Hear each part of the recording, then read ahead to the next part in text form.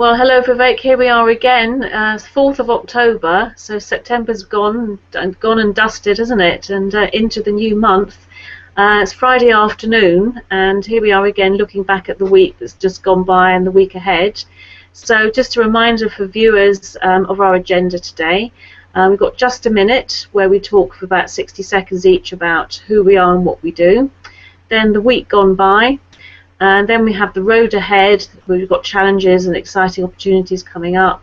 And then we have the trick or treat section. So without further ado, if you'd like to take the blue box, Vivek, and give us your just a minute. Namaste. Good day, everyone. My name is Vivek, and Vivek Technology Integrators is my company. I believe in living a simple life. I believe in thinking differently. I'm proud to share my beliefs with Steve Jobs and Leonardo da Vinci, who said simplicity is the ultimate in sophistication. I keep talking about this again and again because that's what I'm about. In terms of what I do, I simplify things. How do I simplify things? By integrating different devices, different technologies, different softwares, bringing together social media. It may be Google Plus, maybe Twitter. Because what I have seen so far is technology keeps changing, and we seem to be stuck in the past for some odd reason. And often we seem to be confused, not knowing what to do. So if we avoid the cowboys and let the Indian handle the technology, life will be so much simpler. So that's my 1 minute for simple life. Contact me. Details in description. Subscribe to my YouTube channel. Again, you see the description on YouTube. And there it is. I'm giving the blue box back to you, Karina. Okay, thank you. So I'm a founder and creator of Dancing Kites Creative Learning. I'm passionate about unlocking potential through creative and interactive learning. So what does that actually mean? Well, it's about helping you think clearly, confidently and creatively.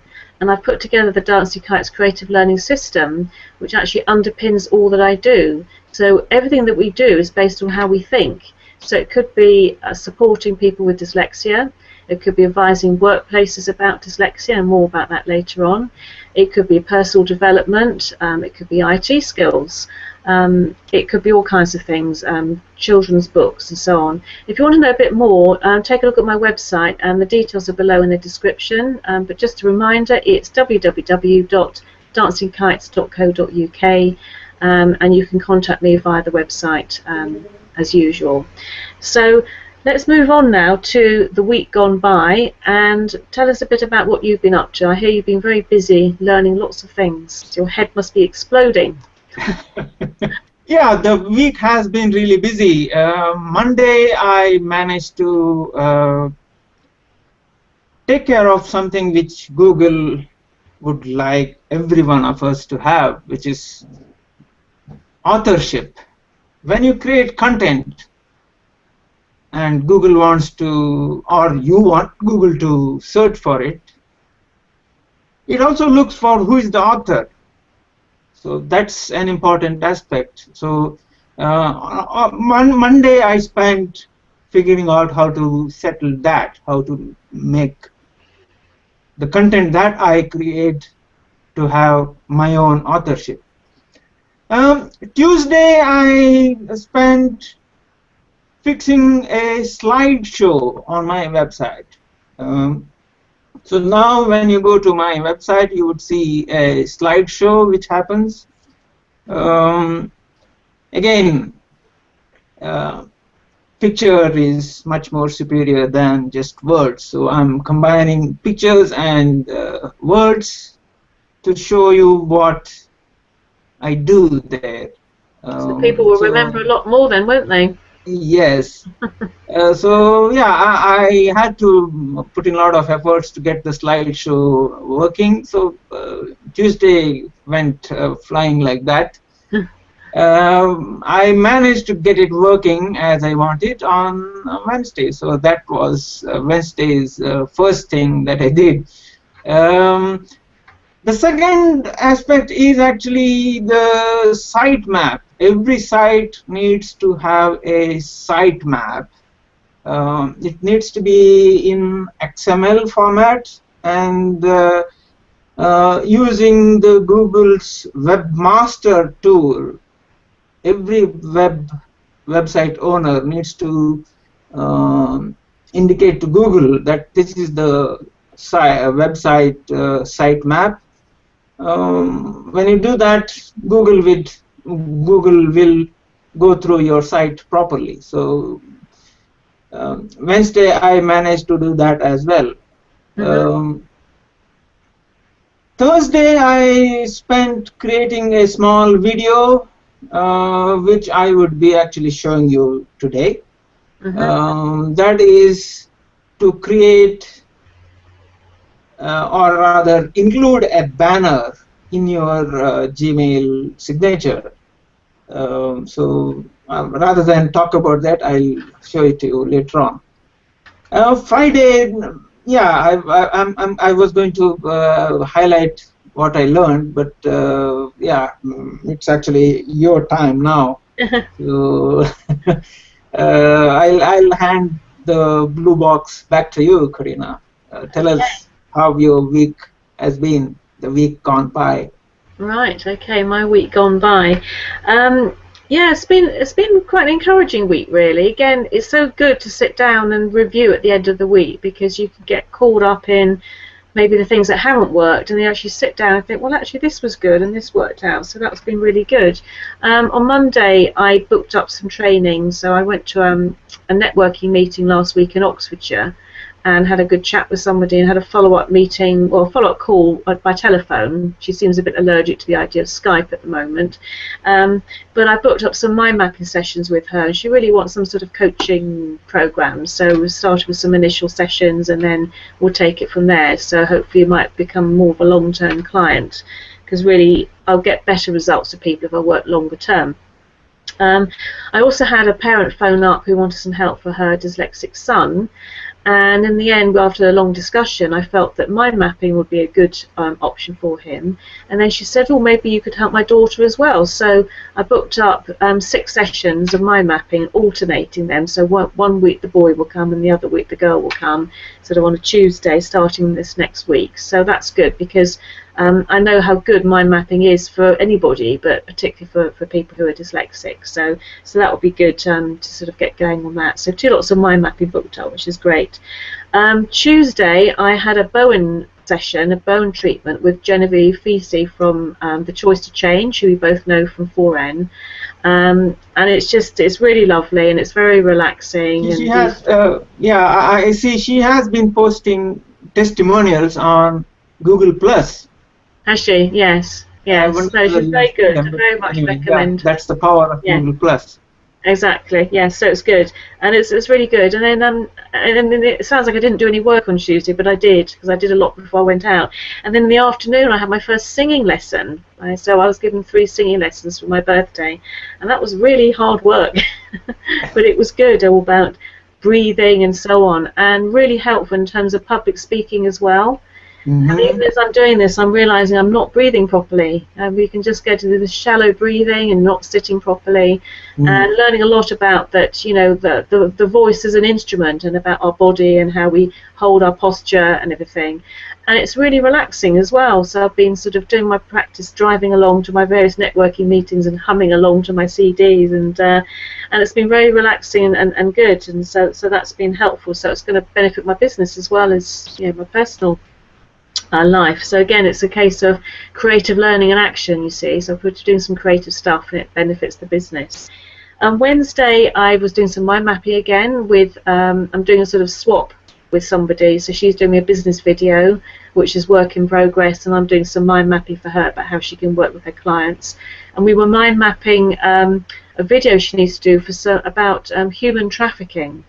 And it was really quite a galling story to hear about the statistics and everything. And yeah, it's just obviously I'd like to think in some way I'm helping with that project. So that was really good and really interesting. I stayed on for 4N because this was up in Banbury, so it was a bit of a trek up the motorway. But the nice thing about 4N is you can then combine it with meetings, and made another good contact and had a chat yesterday. Might do some sort of reciprocal work with them, so that's looking good. I had Debbie. I had to race back for Debbie, who's my workplace client, who unfortunately has to finish next week, and she's absolutely gutted. She's been coming to me for over 2 years, and the boss has said doesn't want to pay anymore, and she's really, really sorry about this, and I'll be sad too. She's become a good friend. I'm hoping to get a video testimonial from her next week, so that'll be good. So she's very happy. And then Thursday, I was going to have a day clear for myself and to go do some creative stuff, but in the end, there's so much other stuff coming up I want to do in terms of marketing. So I went over to the Clare Foundation, where we've had meetings before, and I booked a room at the last minute, and sort of nose down, and I got on with. I did a PowerPoint video, which I'm including in the end of today's session, about dyslexia and the law, and I'll say a little bit more about that later on, and I've got that up on my website and my LinkedIn profile and all this kind of stuff. So like you, I've had to put a lot of effort into the online stuff there. And I went off to a networking meeting, a BNI meeting today, which I sort of was a bit wary about, but it was really good, and some, again, possible ideas. So feels like there's lots of things going on, and I've been following up people, which has been good, and got some bits and pieces together. Anyway, that's enough about me, and I've gone on for quite a long time, I'm sure. You've patiently sat there waiting. So are you now going to tell us with the blue box, please, about the road ahead?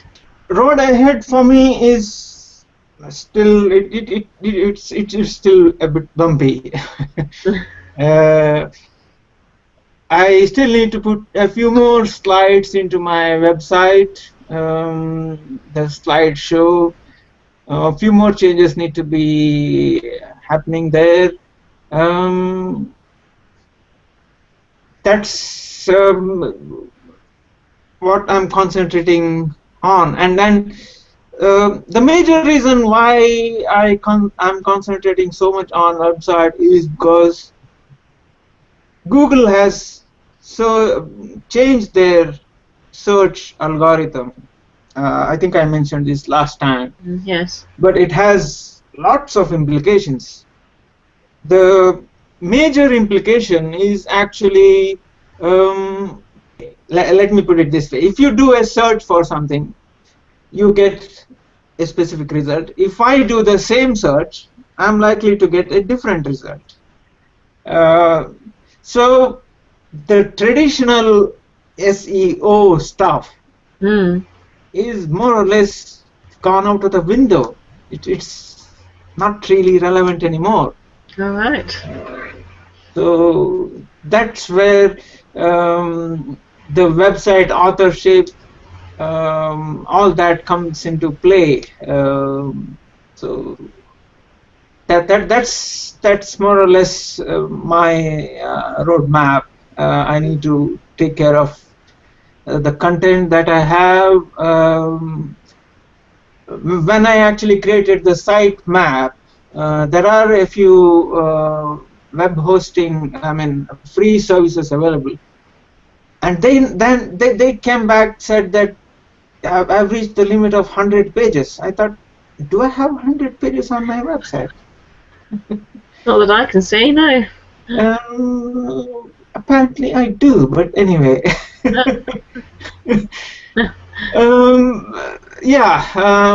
So the point is, the traditional SEO is gone, more or less. So I need to look at the way in which I need to get back onto the search results and so on. So that's what I'm concentrating on.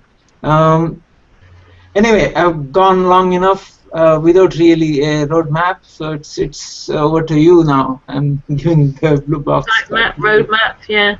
Well, it's good to hear about the website, because I've had a real energy to get on with my own website, and I've been doing quite a bit. And obviously, putting these vlogs up every week on our website is going to be helpful. Because is it still the case that video does help the SEO? Yes, yes. The content is very important. Do they go by the actual what you talk about, or is it in the description? Both. It will actually listen, and then the words that you use, it will pick up.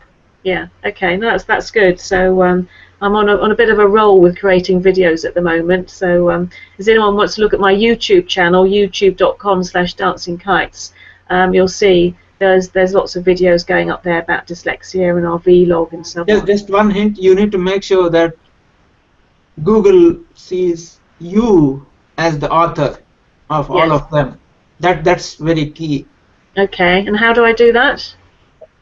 Is that for another session?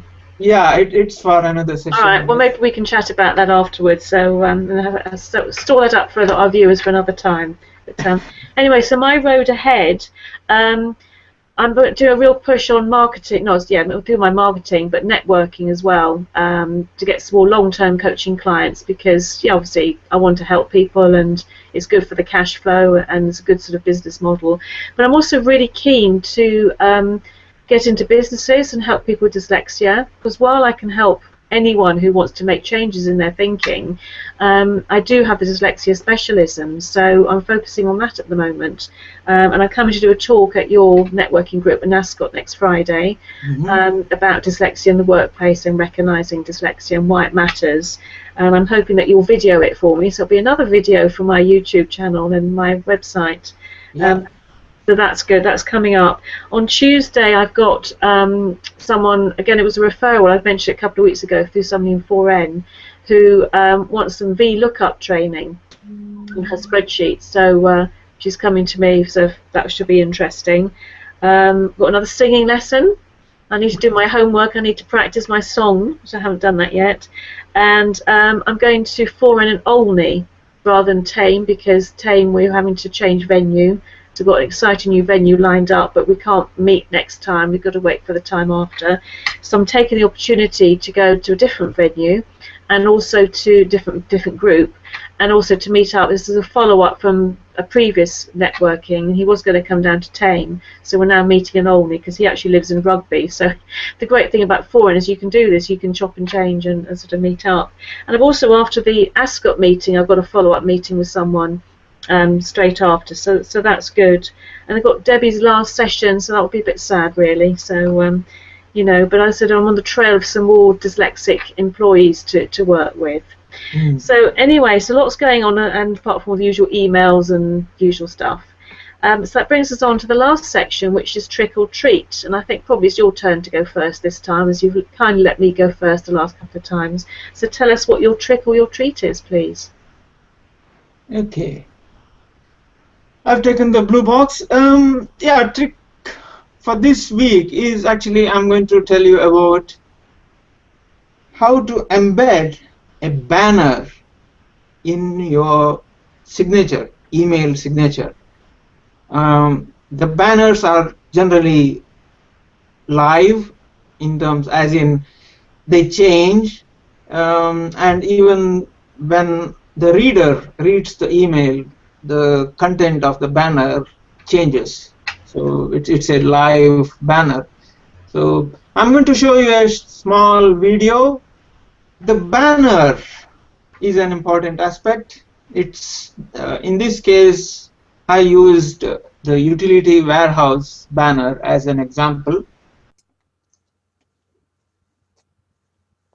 Hello. We all know the signature at the end of your email is a powerful tool to promote yourself. There are many complicated ways of conveying your branding message in your email signature. But let me show you a simple way of incorporating a live banner as part of your signature.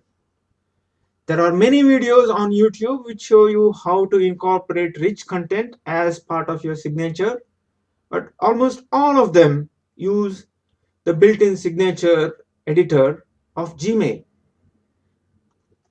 In this short video, I shall show you how you can incorporate a banner provided by Utility Warehouse. I would be extending the capabilities provided to you by the built-in signature editor by simple cut and paste from another graphical HTML editor. This graphical editor is a freeware software called as Composer. The download link is in the description of this video. I would not be going into details of how to install this software because it is quite a simple process. I'm going to show you how to use this editor for our requirement. On screen, I have logged myself into Gmail account using Chrome browser. Although I am showing the screen for free version of Gmail, this applies to Google Apps for Business users as well. I shall start by getting into settings. On the right hand top corner, I click on this icon which looks like a cog wheel or a gear wheel. Now a menu pops up. I scroll down and click on settings. So it is settings menu option under settings. I click on it and you would see this screen. It's the general tab I'm interested in. Let me scroll down.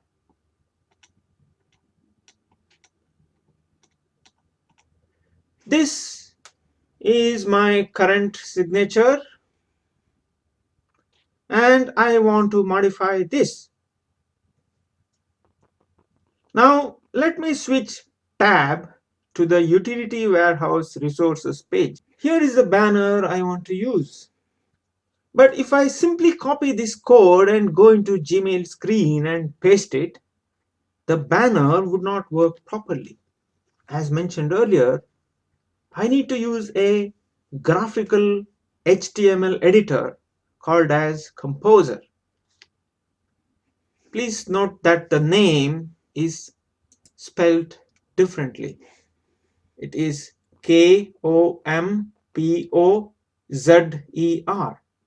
because it's a name.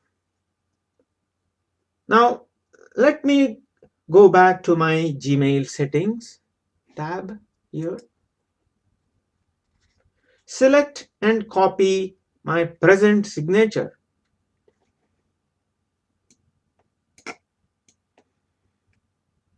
Control C. I come back to Composer window, place the cursor in this window and paste what I copied by doing Control V. Now I want to add the Utility Warehouse banner at the bottom of my signature. But I need to make sure that the code from Utility Warehouse website gets treated appropriately.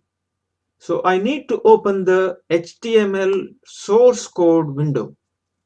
I do that by clicking on this tab here, which says source.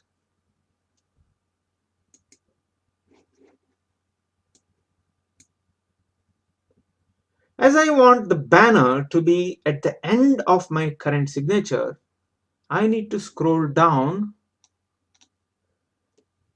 and I need to place the cursor just before the HTML code indicates it is end of the body of the HTML code, which is here.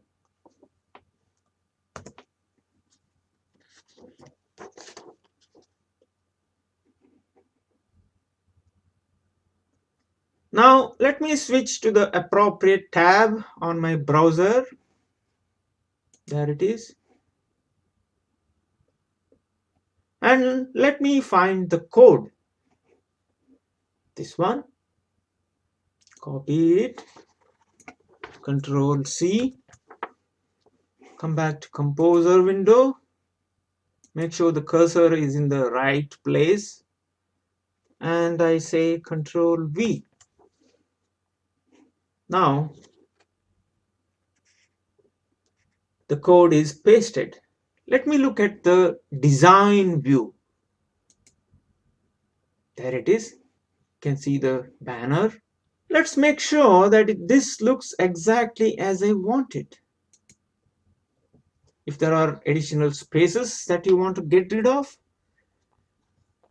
you need to do that now. Now, here is another power tip. If you are tempted to use elaborate or decorative fonts in your signature, please bear in mind that your signature is being created as a HTML code. This means when the email is read by the reader on his or her computer or a device, if the same font is not installed on their device, then your reader may either get an error, or at best the email software may replace the font you specified with what is available on their device. So what I'm saying in short is, there's no point in using a rare or sophisticated font in your signature, because how the reader sees your email may be determined by the device they use to read your email. The person you sent your email to may be reading your email on their mobile device, phone, or pad. So it actually makes sense to use the most common font available in your email signature. This is true even when you use Outlook for your email. Now, we actually need to get this signature into our Gmail settings tab. Presently, the only way to do this is to copy the graphical view of the email signature from Composer window by selecting the entire signature and using Control C.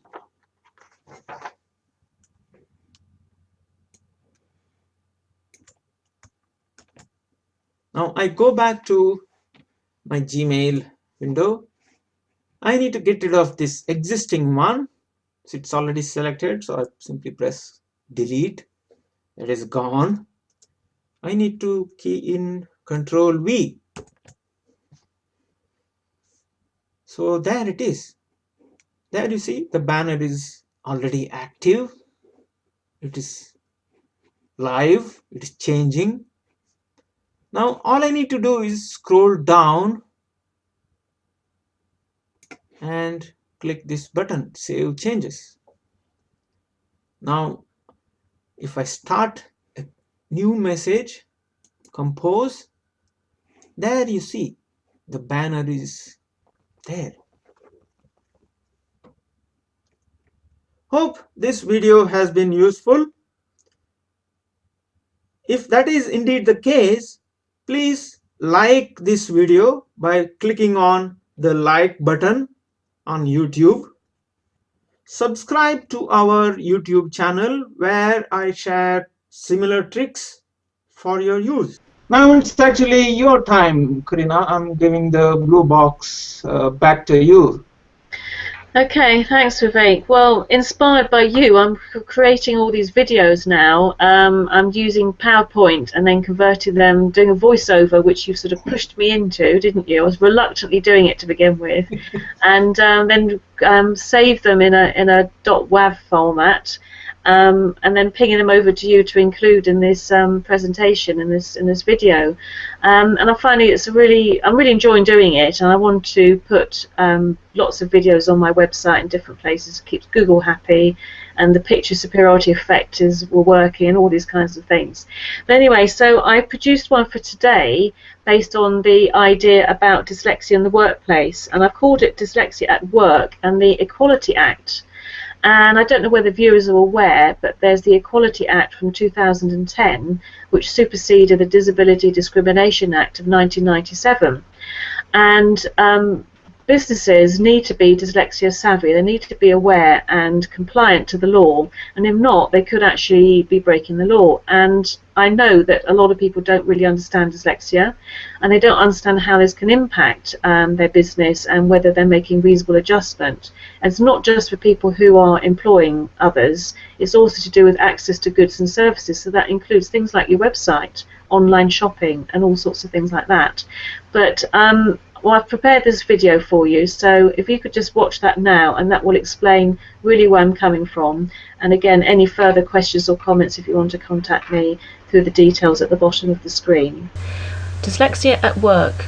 Could you be breaking the law? So how does it affect my business?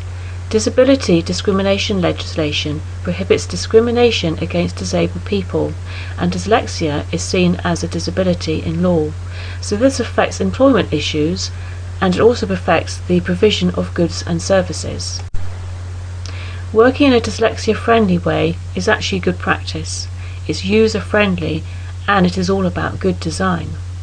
The Equality Act of 2010 replaces the Disability Discrimination Act of 1995.